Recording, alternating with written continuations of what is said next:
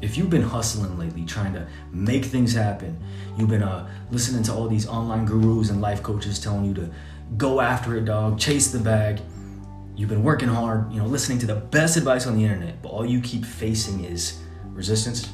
And you're maybe thinking to yourself, oh, it's the enemy, man. He's trying to take me down. Or maybe you're thinking to yourself, oh, this is a test from God, of him wanting me to prove myself to him.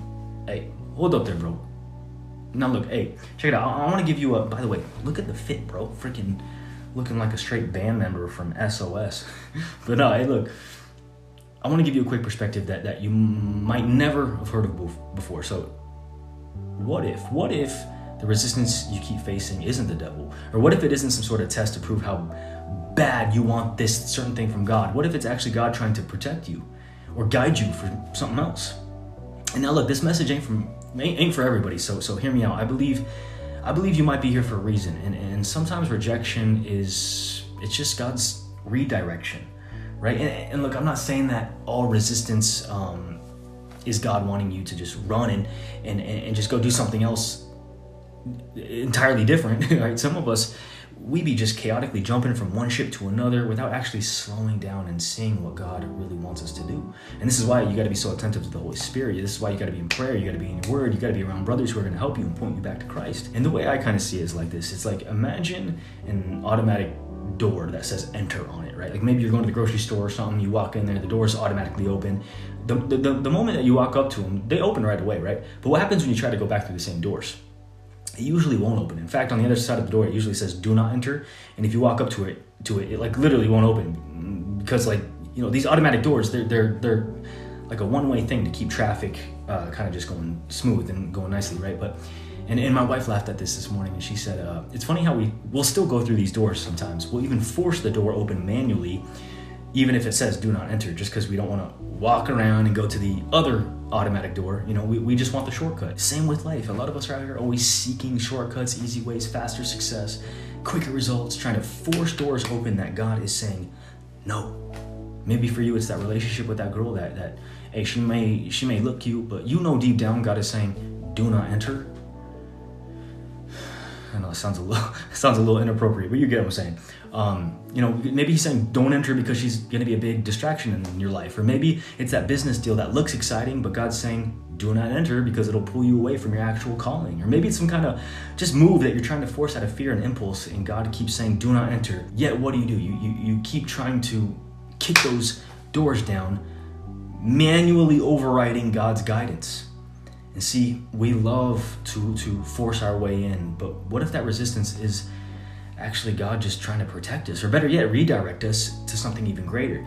And see, as men of God, our first job isn't to force the doors open. Our job is to obey. I've heard it said God opens what's meant for us. He closes what's not, and we have to trust in that.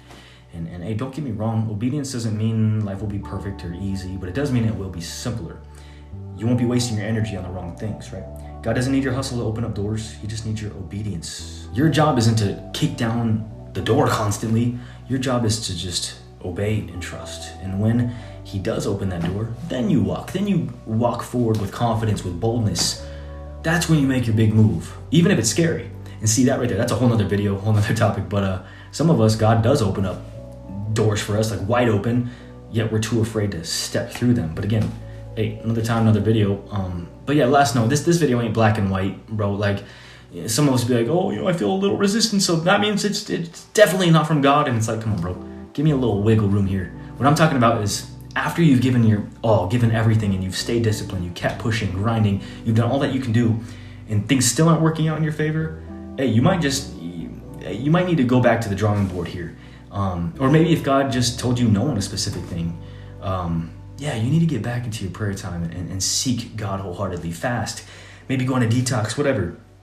Because God might be pointing you in a new direction, giving you new vision. Or he might be telling you, no, like you're on the right track, keep going, stay focused. But one thing's for sure is this right here, this is not black and white. And that's the thing you are chasing can never mean more to you than God himself.